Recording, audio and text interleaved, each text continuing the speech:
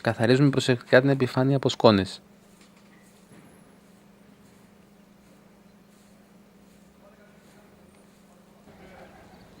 Εν συνεχεία ξεπλένουμε με νερό.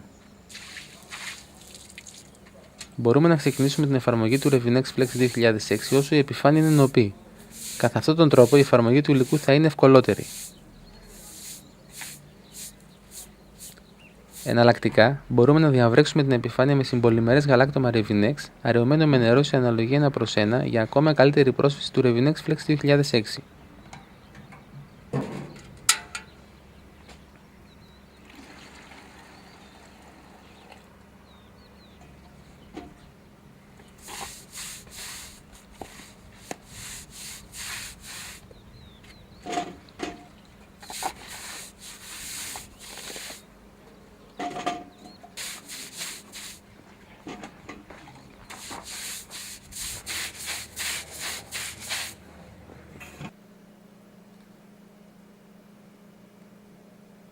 Όσο το μείγμα είναι ακόμα νοπό, ξεκινούμε την εφαρμογή.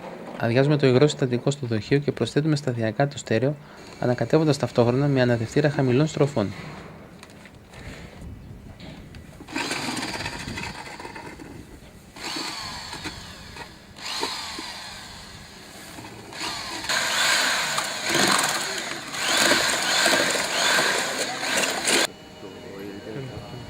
Ξεκινούμε από τις περιοχές που θα χρειαστούν ενίσχυση με γυαλόπλεγμα.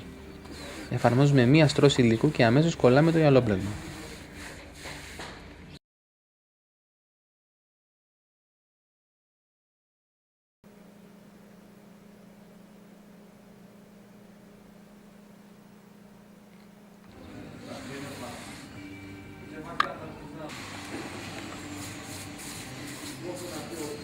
Περνάμε υλικό με πινέλο πάνω από το πλέγμα για να βοηθήσουμε τη στερέωσή του.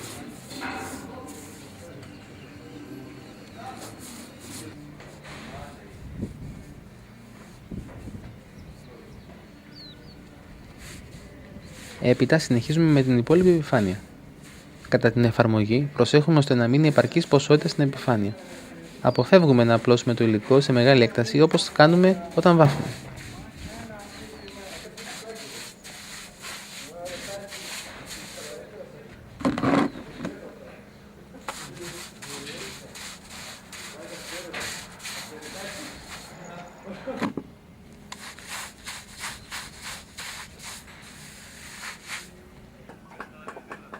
Αφήνουμε την πρώτη στρώση να στεγνώσει από 12 έως 18 ώρες προτού προχωρήσουμε στη δεύτερη.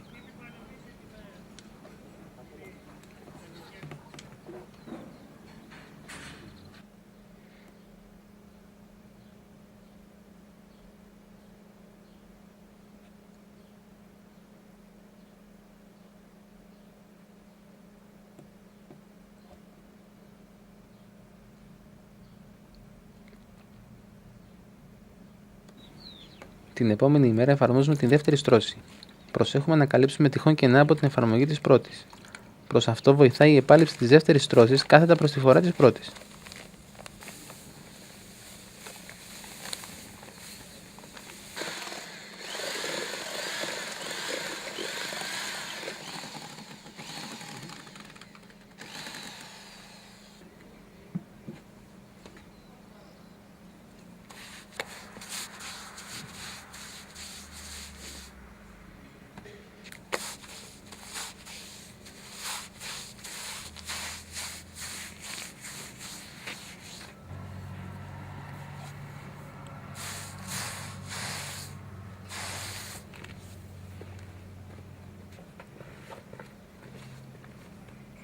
Τέλος, αφήνουμε το Revinex Flex 2006 να στεγνώσει πλήρως έως 4 ημέρες.